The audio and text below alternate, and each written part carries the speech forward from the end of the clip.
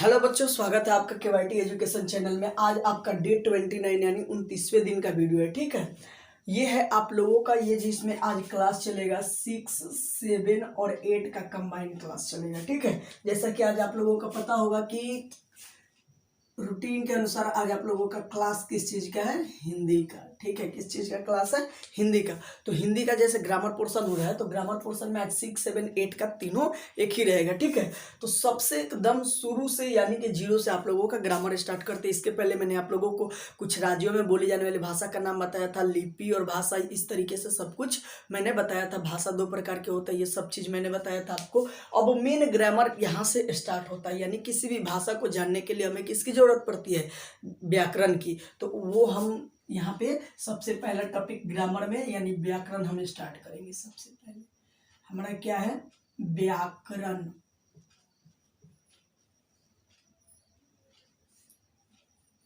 जिससे किसी भी भाषा को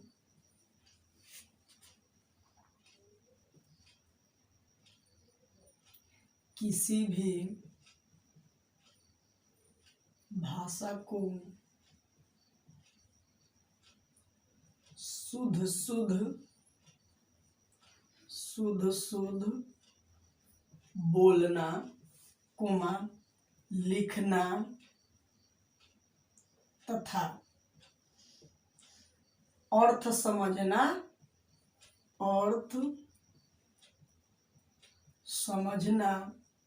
आ जाए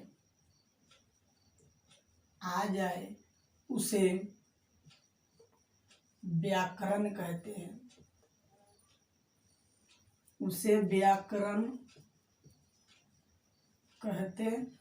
हैं।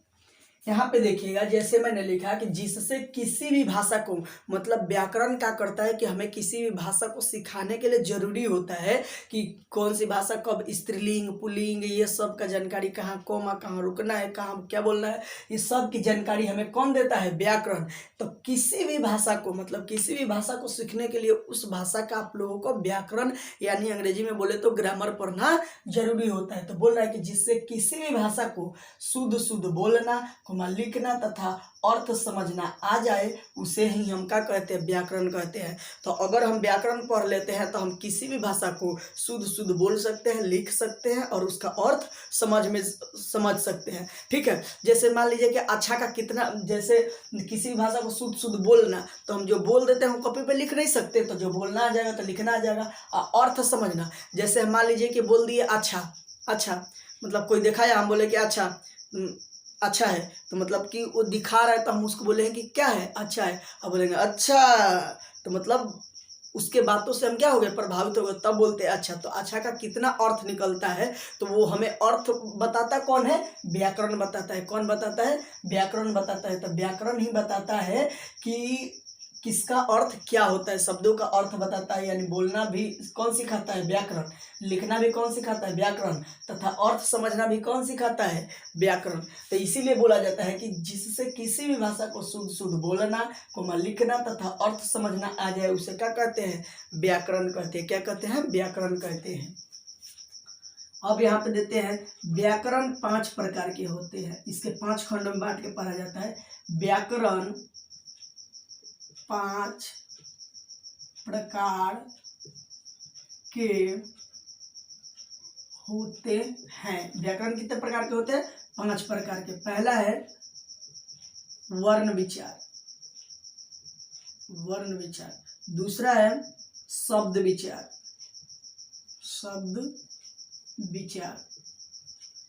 तीसरा है हमारा वाक्य विचार। चौथा है हमारा चिन्ह विचार।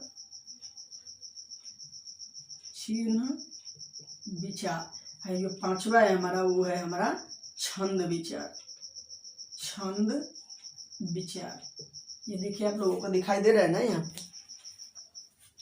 हाँ, तो पूरा दिखाई दे रहा है। यहाँ पे एक बार पढ़ के, कहीं लाइट जल रहा है तो थोड़ा सा नहीं दिखाई दे रहा, पढ़ के बता देता हूँ कि व्याकरण जिससे किसी भी भाषा को शुद्ध शुद्ध बोलना, कोमा लिखना तथा अर्थ समझना आ जाए, उसे क्या कहते हैं? व्याकरण कहते हैं। अब व्याकरण कितने प्रकार के हो गए? 5 प्रकार के। कितने प्रकार के? 5 प्रकार के। पहला है वर्ण विचार, दूसरा है शब्द विचार, तीसरा है वाक्य विचार, तीसरा विचार चिन्ह, और पांचवा जो है वो है हमारा छंद विचार है, छंद विचार। तो आइए अब एक एक करके यहाँ पे समझते हैं। हमें एक एक करके विवरण के साथ पढ़ेंगे कि वर्ण विचार कितने प्रकार के होते हैं, क्या होता है वर्ण, क्या होता है, ये सब चीज पढ़ेंगे।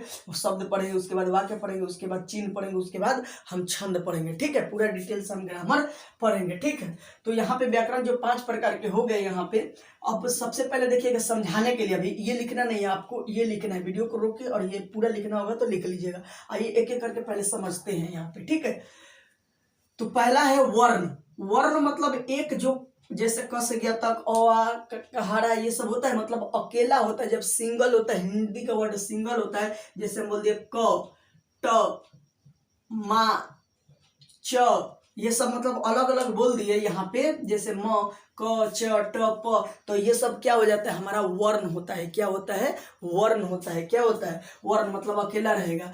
इसी वर्ण को हम जब मिला देंगे, जैसे क, ट, पा, कटप्पा, ये देखिए क अभी क्या था? वर्ण था, ट भी वर्ण था, एक पाई लगाए, फिर प एक वर्ड था, मतलब वर्ण था, ये प वर्ण था, और फिर पाई लगा दी तो बन गया कटप्पा, कटप्पा बन गया। तो ये जो बनता है उसको बोलते हैं हम शब्द। क्या बोलते हैं? ये शब्द, मतलब वर्ण से मिलके क्या बन जाता है? शब्द। क्या बन जाता है? शब्द। अब इसी 2-3 शब्दों को मिला दीजिए, जैसे मैं कटप्पा का भाई हूँ, मैं कटप्पा का भाई हूँ। तो देखिए ये शब्द हो गया, ये शब्द हो गया, ये शब्द हो गया, ये शब्द हो गया, मतलब शब्दों को जब मिला जाता है तो ये हमारा वाक्य बन जाता है। क्या बन जाता है? वाक्य बन जाता है। तो 3 चीज समझ में आएगा। जब अकेला अकेला रहेगा क, ट, म, तो इसको हम वर्ण बोलेंगे। क्या बोलेंगे? वर्ण। और जब ये वर्ण मिलते हैं तो क्या बन जाते हैं? शब्द बन जाते हैं। क्या बन जाते हैं? शब्द। और जब यही शब्द जब मिल जाता है 2-3, तो उसको क्या बोलते हैं? वाक्य बोलते हैं। मतलब 2-3 वर्ण मिलेगा तो शब्द बन जाएगा, 2-3 शब्द मिलेगा तो हमारा वाक्य बन जाएगा। तो ये 3 वर्ण, शब्द और वाक्य, 3 चीजें समझ में आ गई। चौथा है चिन्ह विचार। चिन्ह मतलब जैसे देखिए यहाँ पे चिन्ह दिए, ये पूर्ण विराम का चिन्ह है, कहीं पे हम कोमा दे देते हैं तो इसी को हम क्या बोलते हैं? चिन्ह। तो इसका सबका नियम होता है कि कहाँ पे कोमा देना है, कहाँ पे पूर्ण विराम देना होता है, सबका क्या होता है? नियम होता है, जो ग्रामर पोर्शन में हम आगे पढ़ेंगे। ठीक है, तो इसी को चिन्ह विचार। छंद विचार। छंद विचार मतलब जैसे 2-4 छंदों में कोई लिखा जाता है, जैसे यहाँ पे लिखा कि मैं घर जाता हूँ, तो एक छंद हो गया। अब यहाँ से पैराग्राफ चेंज करके जैसे मैंने हम लिखे कि मैं भी खा लेता, मैं भी खा लेता, तो ये आप लोगों को जैसा पता होगा कि ये चौथाई होता है, तो इतना जो छोड़ा जाता है इसी को मतलब ये अलग छंद में गिना जाता है, ये अलग छंद में गिना जाता है, मतलब अलग स्टंजा होता है, उसी को हम क्या बोलते हैं? छंद विचार। तो ये छंद विचार भी समझ में आ गया। तो जब छंद विचार समझ में आ जाता है तो इसी 5 से हमारा पूरा क्या हो जाता है? व्याकरण हो जाता है। और जब व्याकरण आ जाएगा तो हम किसी भी भाषा को क्या कर सकते हैं? आसानी से बोल सकते हैं, लिख सकते हैं और उसका अर्थ समझ सकते हैं। तो व्याकरण की परिभाषा यही हुई कि जिससे किसी भी भाषा को शुद्ध शुद्ध बोलना, कोमा लिखना तथा अर्थ समझना आ जाए, उसे व्याकरण कहते हैं। व्याकरण 5 प्रकार के होते हैं। पहला है वर्ण विचार, दूसरा है शब्द विचार, तीसरा है वाक्य विचार, चौथा है चिन्ह विचार, पांचवा है छंद विचार। तो इधर वाले को लिखना नहीं है, समझाने के लिए मैं बताया था आपको। वीडियो को रोक के और इसको पूरा डिटेल से नोट कर लीजिए। अब एक एक करके हम जब भी ग्रामर का दिन आएगा तो एक एक करके पढ़ेंगे। चलिए मैं हट जाता हूँ, इसको स्टॉप करके वीडियो को रोक के और उतार लीजिए। तो चलिए आप लोगों ने यहाँ पे उतारा, तो फिर मिलते हैं अगली वीडियो में अगली सब्जेक्ट के साथ। बाकी के लिए बहुत बहुत धन्यवाद। जय हिंद दोस्तों।